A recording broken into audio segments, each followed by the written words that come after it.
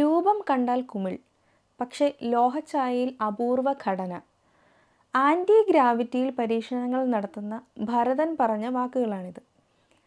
അനിൽ ദാസിൻ്റെ സംവിധാനത്തിൽ 2007 പുറത്തിറങ്ങിയ ഒരു സയൻസ് ഫിക്ഷൻ മൂവിയായിരുന്നു ഭരതൻ ഇഫക്റ്റ്.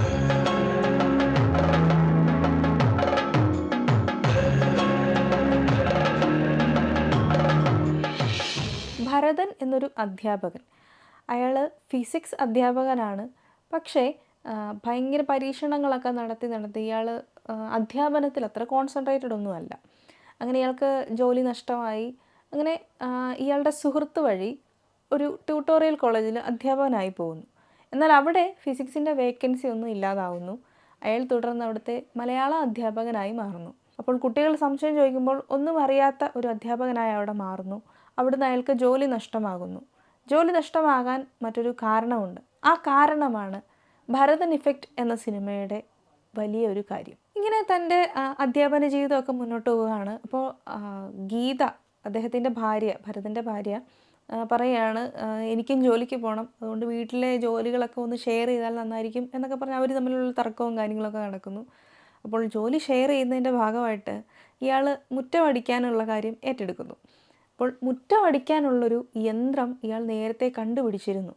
അപ്പോൾ ഈ ഗീത ഓടി വന്നിട്ട് ഇത് പിന്നെ എടുത്തു വെച്ചോ എന്നും പറഞ്ഞ് ദേഷ്യപ്പെട്ട് ഈ ഒരു യന്ത്രം എടുത്ത് എറിയുന്നു. കുറച്ച് കഴിയുമ്പോഴത്തേക്കും ഇത് മുറ്റമൊക്കെ വൃത്തിയാക്കാൻ തുടങ്ങുന്നു. ഇത് കണ്ടുവരുന്ന കറിയ എന്ന ഇവരുടെ വാടക മുതലാളി, അതായത് ഇവർ താമസിക്കുന്ന വീടിൻ്റെ ഉടമസ്ഥൻ, അയാൾ വാടക കുടിശ്ശികയുള്ളത് ചോദിക്കാനൊക്കെ വരുന്നതൊക്കെയാണ്. അപ്പോൾ ഇയാളിത് കണ്ടിട്ട് എടുത്തുകൊണ്ട് പോകുന്നു. ഗീത പറയുന്നത് അത് എടുത്തോണ്ട് പോയിക്കോളൂ എന്നൊക്കെ പറഞ്ഞ് അയാൾ എടുത്തുകൊണ്ടൊക്കെ പോകുന്നു. ഈ ഒരു സമയത്ത് നമ്മുടെ ഭരതൻ വന്നിട്ട് ചോദിക്കുകയാണ്, അത് എന്ത് പറഞ്ഞിട്ടാണ് എടുത്തു കൊടുത്തത്, അത് ഞാൻ എടുത്തുകൊണ്ട് വരാം എന്നൊക്കെ പറഞ്ഞിട്ട് സൈക്കിളിൽ പോകുന്ന വഴിക്ക് അയാൾ അവിടെ വെച്ചൊരു അപൂർവ കാഴ്ച കാണുകയാണ്. കുറേ കുട്ടികൾ ഈ പേപ്പർ കൊണ്ട് റോക്കറ്റ് ഉണ്ടാക്കി കളിക്കുകയാണ്. അപ്പോൾ ഈ റോക്കറ്റ് കുറേ നേരം അന്തരീക്ഷത്തിൽ ഇങ്ങനെ നിൽക്കുകയാണ്. അപ്പോൾ അത് നിൽക്കുന്ന കണ്ടപ്പോഴത്തേക്കും ഭയങ്കര അതിശയം, എന്തുകൊണ്ട് അതങ്ങനെ അവിടെ തന്നെ നിന്നു എന്നുള്ളൊരു ചോദ്യം ആ ഒരു ഭരതൻ്റെ ഉള്ളിലേക്ക് വരുന്നു. ഭരതൻ ആ ഒരു റീസൺ തപ്പിപ്പോവുകയാണ് ചെയ്യുന്നത്. ഈ സിനിമയിൽ ഭരതനായി അഭിനയിച്ചത് ബിജു മേനോനായിരുന്നു. അപ്പോൾ അദ്ദേഹത്തിൻ്റെ ആ ഒരു ക്യാരക്ടർ ഫോർമേഷൻ ഇതിൽ ഭയങ്കര എക്സ്ട്രീമായിട്ടാണ് കാണിച്ചിരിക്കുന്നത്. കാരണം ഭരതൻ എന്ന ആ ഒരു വ്യക്തി ചില മാനസിക പ്രശ്നങ്ങൾ നേരിടുന്ന ആളാണ്. അപൂർവങ്ങളായിട്ടുള്ള മാനസിക പ്രശ്നങ്ങൾ. അത് ഈ കഥയിൽ പിന്നീട് ഒരു ക്യാരക്ടർ പറയുന്നുണ്ട്. ഭരതൻ്റെ ഭാര്യയായ ഗീതയായി വേഷമിട്ടത് ഗീതു മോഹൻദാസ് ആയിരുന്നു. വളരെ ഇമോഷണൽ ആയിട്ടുള്ളൊരു വൈഫാണ്. അപ്പോൾ ഇവർ തമ്മിൽ പ്രണയവിവാഹമായിരുന്നു. അപ്പോൾ വീട്ടുകാരുടെ എതിർപ്പും ഒക്കെ അനുഭവിച്ച് വന്ന ഒരു സ്ത്രീ കഥാപാത്രം. ഒപ്പം ഈ ഭരതൻ്റെ ഈ ഒരു ശാസ്ത്രീയമായിട്ടുള്ളൊരു പരിവേഷമൊക്കെ കണ്ട് മറ്റുള്ളവർ ഇയാൾക്ക് മാനസികമായിട്ടുള്ള പ്രശ്നമാണ്, ഇയാളൊരു ഭ്രാന്തനാണ് എന്ന് സമൂഹം പറയുമ്പോൾ അവരുടെ ഒപ്പം കൂടാതെ തൻ്റെ ഭർത്താവിനെ ഏറ്റവും കൂടുതൽ സ്നേഹിക്കുന്ന ഒരു ഭാര്യയായി നിൽക്കുന്ന ഗീത എന്ന ഗീതു മോഹൻദാസിൻ്റെ കഥാപാത്രവും ഇതിൽ വളരെ സ്പെഷ്യലായിട്ടുള്ളൊരു കഥാപാത്രമായിരുന്നു. ഈ സിനിമയിലെ മറ്റൊരു പ്രധാന കഥാപാത്രമാണ് തങ്കച്ചൻ എന്ന കഥാപാത്രം. ഈ കഥാപാത്രം ചെയ്തത് ജയകൃഷ്ണനായിരുന്നു. തങ്കച്ചനും ഭരതനും തമ്മിൽ കണ്ടുമുട്ടുന്നത് ഈ ട്യൂട്ടോറിയൽ കോളേജിൽ വെച്ചൊക്കെയാണ്. അപ്പോൾ ഇയാൾക്ക് ഭ്രാന്താണ് എന്ന് പറഞ്ഞുകൊണ്ട് അവർ തമ്മിലൊരു ഏറ്റുമുട്ടലോടൊക്കെ കൂടിയാണ് ഈ ഭരതന് ആ ഒരു ട്യൂട്ടോറിയൽ കോളേജിലെ ജോലി നഷ്ടമാകുന്നതൊക്കെ. പിന്നീട് ഈ തങ്കച്ചൻ കൂട്ടുകാരൊക്കെ ആയിട്ട് ഉഴപ്പി നടക്കുന്ന കാണുമ്പോൾ തങ്കച്ചൻ്റെ പിതാവ് പഠിത്തമൊക്കെ നിർത്തിച്ച് അവനെ ഒരു പഞ്ചർ വർക്ക്ഷോപ്പിൽ കൊണ്ട് വിടുന്നു. ഇവിടെ വെച്ച് തങ്കച്ചനും മറ്റൊരു കാഴ്ച കാണുകയാണ്. അവിടെ പഞ്ചർ ആയിട്ടുള്ള ഒരു ലോറി വന്നു. ആ ലോറിയുടെ ടയറിന് കാറ്റടിക്കുന്ന സമയത്ത് ഈ ടയറ് പെട്ടെന്ന് അന്തരീക്ഷത്തിലേക്ക് പൊങ്ങി നിൽക്കുകയും കുറച്ചു നേരം അവിടെ നിന്നിട്ട് അത് താഴേക്ക് വീഴുകയും ചെയ്തു. അപ്പോൾ ഈ കാഴ്ച അവൻ അവിടെ ഉള്ളവരോടൊക്കെ പറഞ്ഞിട്ട് അവിടെ ആരും വിശ്വസിക്കുന്നില്ല. അപ്പോൾ അവനും വട്ടാണ് എന്ന് അവിടെ എല്ലാവരും പറയുകയാണ്. അങ്ങനെ ഈ തങ്കച്ചനും ഭരതനും ഇപ്പോൾ ഏതാണ്ട് ഒരേ അവസ്ഥയിലാണ്. ആർക്കും അവർ പറയുന്നത് എന്താണെന്ന് മനസ്സിലാക്കാൻ സാധിക്കുന്നില്ല. രണ്ടുപേരും രണ്ട് ധ്രുവങ്ങളിലാണെങ്കിൽ പോലും ഇവർ തമ്മിൽ കണ്ട കാഴ്ച ഒന്നാണ്.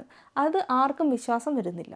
ഈ ഭരതൻ്റെ ഒരു മാനസിക പ്രശ്നം പ്രാർത്ഥിച്ചാൽ മാറും എന്നുള്ളത് കൊണ്ട് കറിയ ഭരതനെയായിട്ട് വൈദികൻ്റെ അടുത്തേക്ക് ചെല്ലുന്നു. ഇതേ സമയം തന്നെ തങ്കച്ചനെ കൊണ്ട് തങ്കച്ചൻ്റെ അച്ഛനും അമ്മയും അവിടെ വന്നിട്ടുണ്ട്. ഇവിടെ വച്ച് വീണ്ടും ഭരതനും തങ്കച്ചനും കണ്ടുമുട്ടുന്നു. അവർ കണ്ട ആ ഒരു കാഴ്ച, രണ്ടുപേരും കണ്ട കാഴ്ച ഒന്ന് തന്നെയാണ് എന്ന് മനസ്സിലാക്കുന്നു. അവർ പിന്നീട് അതിൻ്റെ ഒരു സത്യം എന്താണ് എന്ന് അറിയാൻ വേണ്ടി പുറപ്പെടുകയാണ് ചെയ്യുന്നത്. ഈ കറിയാകട്ടെ മുമ്പ് ഭരതൻ കണ്ടുപിടിച്ച ആ ഒരു വസ്തുവിൻ്റെ പേറ്റൻറ്റ് എഴുതിയെടുക്കുകയാണ് ചെയ്യുന്നത്. അപ്പോൾ കുറച്ച് ഒപ്പൊക്കെ ഇടിച്ചുകൊണ്ട് പോകുന്നു. അപ്പോൾ തനിക്ക് ഇപ്പോഴുള്ളത് ഭയങ്കര ഇരട്ടി ലാഭമാണ്. അപ്പം സ്വർഗത്തിൽ ചെല്ലുമ്പോൾ ശിക്ഷ കിട്ടരുതല്ലോ എന്നൊക്കെ പറഞ്ഞിട്ട് ഈ ഭരതനെ സഹായിക്കുകയാണ് കറിയ. എന്തോ ലോറിയുടെ ടയർ വേണമെന്നൊക്കെ പറഞ്ഞില്ലേ, ടയർ മാത്രമല്ല ഞാൻ ലോറിയോടെ വാങ്ങിച്ചു എന്നൊക്കെ പറഞ്ഞ് ഈ ഒരു അലക്സ് ലോറി കറിയ ഭരതന് വാങ്ങിച്ചു കൊടുക്കുന്നു. വീണ്ടും ഈ ഒരു ടയറൊക്കെ എടുത്തു വെച്ച് ഭരതനും തങ്കച്ചനും കൂടെ ചില പരീക്ഷണങ്ങളൊക്കെ നടത്തുകയാണ്. ഇതിൻ്റെ എവിടെ നിന്നാണ് ആ ഒരു എനർജി വന്നത്, എങ്ങനെയാണ് ഈ ഒരു വസ്തു ഉയർന്നു നിന്നത് എന്നുള്ള കാര്യമൊക്കെ ഇവർ തമ്മിൽ പരസ്പരം കണ്ടുപിടിക്കുകയാണ്. അപ്പോൾ ഇതിൻ്റെ ട്യൂബൊക്കെ ഊരി മുറിച്ച് നോക്കുന്നു, കാണുന്നില്ല. അപ്പോൾ വീണ്ടും ഇതെന്താണ് എന്നുള്ളത് അവർ കണ്ടുപിടിച്ച് കഴിയുമ്പോഴത്തേക്കും ഈ ടയറിൻ്റെ അകത്ത് പഞ്ചർ വന്നിട്ടുള്ളൊരു ഭാഗമുണ്ട്. അപ്പോൾ ഈ പഞ്ചർ വന്ന ഭാഗം പൊളിച്ചു നോക്കുമ്പോൾ അവിടെ നിന്ന് കുറച്ച് തരികൾ കിട്ടുന്നു. ഈ തരികളാണ് ഈ ഒരു പ്രോസസ്സിന് അല്ലെങ്കിൽ ഇങ്ങനത്തെ ഒരു കാര്യത്തിന് കാരണമായി തീർന്നത് എന്ന് അവരവിടെ വെച്ച് കണ്ടുപിടിക്കുന്നു. ഇങ്ങനെ തങ്കച്ചനും ഭരതനും കൂടെ കിട്ടിയ ആ ഒരു തരികളുടെ രഹസ്യം അന്വേഷിച്ച് ഇവർ കുറേ ദൂരം പോകുന്നു. അവരെത്തിപ്പെടുന്നത് കറുമ്പൻ കുറവൻ്റെ അടുത്താണ്. അപ്പോൾ ഈ ഒരു ആദിവാസി മേഖലയിൽ കണ്ട അവർ അത്രയും കാലം സൂക്ഷിച്ച് വെച്ചിരുന്ന ഒരു അപൂർവ നിധിയാണ് ഈ ഒരു വസ്തു. അതൊരു കുമിളാണ്, ഒരു കൂണാണ്. അപ്പോൾ ഈ കൂണിനകത്ത് മെറ്റൽസാണ് ഉള്ളത്. അപ്പോൾ ഈ ഒരു മെറ്റൽസാണ് ഇങ്ങനെ അന്തരീക്ഷത്തിൽ ഉയർന്നു നിൽക്കാൻ കാരണം എന്നുള്ളതൊക്കെ അവർ കണ്ടുപിടിക്കുന്നു. എന്നെങ്കിലും ഒരിക്കൽ നാട്ടിലുള്ള മനുഷ്യരാരെങ്കിലും ഈ ഒരു വസ്തു തേടി വരുമെന്ന് ഈ മൂപ്പൻ അറിയാമായിരുന്നു. അതുകൊണ്ട് ഞാൻ താങ്കൾക്കിത് ഏൽപ്പിക്കുന്നു എന്ന് പറഞ്ഞിട്ട് ഈ ഒരു കുമിളും അതിനെക്കുറിച്ചുള്ള ഡീറ്റെയിൽസ്, ചെമ്പ് തകിടിൽ എഴുതിയ ഡീറ്റെയിൽസും കൂടെ ഭരതനെ ഏൽപ്പിക്കുകയാണ് ചെയ്യുന്നത്. ഇവർ പിന്നീട് നാട്ടിൽ വന്ന് അതിനെ വെച്ചൊരു പരീക്ഷണം ചെയ്യുകയാണ്. അപ്പോൾ അന്തരീക്ഷത്തിൽ ഉയർന്നു നിൽക്കുന്നത് എപ്പോഴും നമ്മളുടെ മനസ്സിലേക്ക് എപ്പോഴും ഓടി വരുന്ന ഒരു കാര്യമുണ്ടല്ലേ, എയർപ്ലെയിൻസ്. അപ്പോൾ ഇവർ ഇന്ധനമോ ഒന്നുമില്ലാതെ ഒരു എയർപ്ലെയിൻ ഉണ്ടാക്കാൻ ശ്രമിക്കുകയാണ്. അങ്ങനെ ഈ ഒരു പരീക്ഷണം വിജയിക്കുന്നു. വിജയിച്ച ശേഷം ഇത് ഭയങ്കര ചർച്ചാ വിഷയമാകുന്നു. അവിടെയുള്ള കളക്ടർ വരെ ഈ ഒരു കാര്യങ്ങൾ അറിയുന്നു. ഈ ഒരു വസ്തു കണ്ടുപിടിച്ചു കഴിഞ്ഞപ്പോൾ പെട്ടെന്ന് ഭരതൻ്റെ ഓർമ്മ നഷ്ടമാകുന്നു. ഇതാണ് ശരിക്കും പറഞ്ഞ ഈ ഒരു സിനിമയുടെ ക്ലൈമാക്സ്. പിന്നീട് ഇദ്ദേഹത്തെ സഹായിക്കാൻ ഒരു ഡോക്ടർ വരുന്നു, ഡോക്ടർ പാണ്ഡല. അയാൾ ഈ ഒരു ഭരതൻ്റെ മാനസിക പ്രശ്നം എല്ലാവരിലേക്കും മനസ്സിലാക്കി കൊടുക്കുന്നു.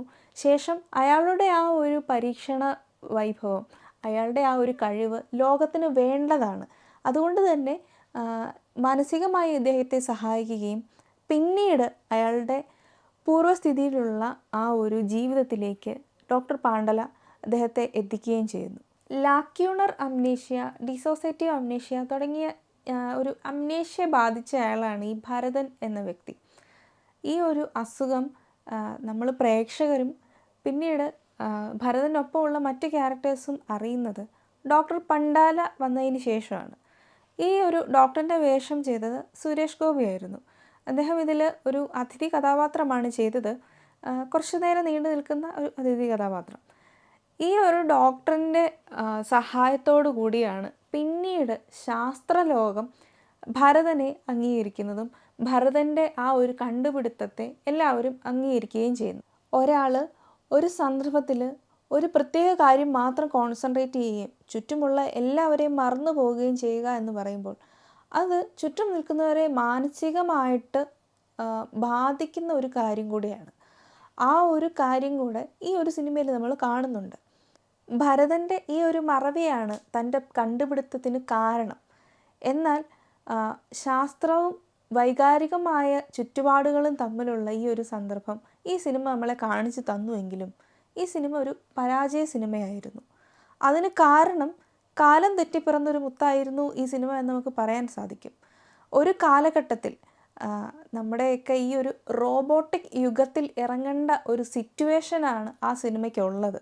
പക്ഷേ കുറേ വർഷങ്ങൾക്ക് മുൻപ് തന്നെ ഈ ഒരു സിനിമ ഇറങ്ങിയതുകൊണ്ട് അന്നത്തെ ആ ഒരു കാലഘട്ടത്തിൽ ഇത്തരം ഒരു ആൻറ്റി ഗ്രാവിറ്റിയും ഒരു ശാസ്ത്ര പര്യവേഷണമൊന്നും അന്നത്തെ ആളുകൾക്ക് അംഗീകരിക്കാൻ സാധിക്കാതെ പോയി. മാത്രമല്ല ഈ സിനിമയുടെ ടെക്നിക്കലായിട്ടുള്ള പല കാര്യങ്ങൾ കൊണ്ടും അന്ന് നമ്മുടെ സിനിമയിലെ സാങ്കേതികത അത്ര വളരാത്തത് കൊണ്ടും ഈ ഒരു സിനിമ പരാജയപ്പെട്ടു എന്ന് നമുക്ക് പറയാൻ സാധിക്കും. ശാസ്ത്രവും വൈകാരികതയും ഒന്നിച്ച് സംയോജിപ്പിച്ചുകൊണ്ടുള്ള ഈ ഒരു സിനിമയുടെ കഥയും തിരക്കഥയും സംഭാഷണവും നിർവഹിച്ചത് മധു മുട്ടം ആയിരുന്നു. ആ ഒരു കാലഘട്ടത്തെ അതിജീവിച്ചുകൊണ്ടുള്ള ആൻറ്റി ഗ്രാവിറ്റി എന്നൊക്കെ ഉള്ള ഒരു ടേമൊക്കെ മറ്റുള്ളവർക്ക് മുന്നിൽ അംഗീകരിക്കുന്ന രീതിയിൽ ഉള്ള ആ ഒരു രചന നിർവഹിക്കുക എന്ന് പറയുന്നതിൽ ഒരുപാട് ഡിഫിക്കൽട്ടായിട്ടുള്ള കാര്യങ്ങളുണ്ടെങ്കിൽ പോലും അതിന് ധൈര്യം കാണിക്കാൻ എഴുത്തുകാരൻ തയ്യാറായി എന്ന് നമുക്ക് പറയേണ്ടി വരും. 2007 കാലഘട്ടം എന്ന് പറയുമ്പോൾ നമ്മൾ സിനിമയിലാണെങ്കിലും ഭയങ്കര ടെക്നിക്കലായിട്ടുള്ള ഗ്രോത്ത് ഉണ്ടാകുന്നൊരു കാലഘട്ടമാണ്. അപ്പോൾ ഈ ഒരു സമയത്ത് സയൻസ് ഫിക്ഷൻ മൂവി ഇറക്കുക എന്ന് പറയുന്നത് അത്ര നിസ്സാരമായിട്ടുള്ള കാര്യമല്ല. അത് മറ്റുള്ളവർ അംഗീകരിക്കുന്നതൊന്ന്, മറ്റൊന്ന് ഇതിനകത്തെ ഒരുപാട് ടെക്നിക്കലായിട്ടുള്ള കാര്യങ്ങൾ ചെയ്യുക എന്നുള്ള കാര്യം. ഇത് രണ്ടും കൂടെ സംയോജിപ്പിച്ചുകൊണ്ട് സംവിധാനം ചെയ്ത ഈ ഒരു സിനിമ അതിൻ്റെ ആ ഒരു സംവിധാന ഭംഗി വളരെ വ്യത്യസ്തമാക്കുന്നുണ്ട്. ഈ സിനിമയുടെ സംവിധാനം നിർവഹിച്ചത് അനിൽദാസ് ആയിരുന്നു.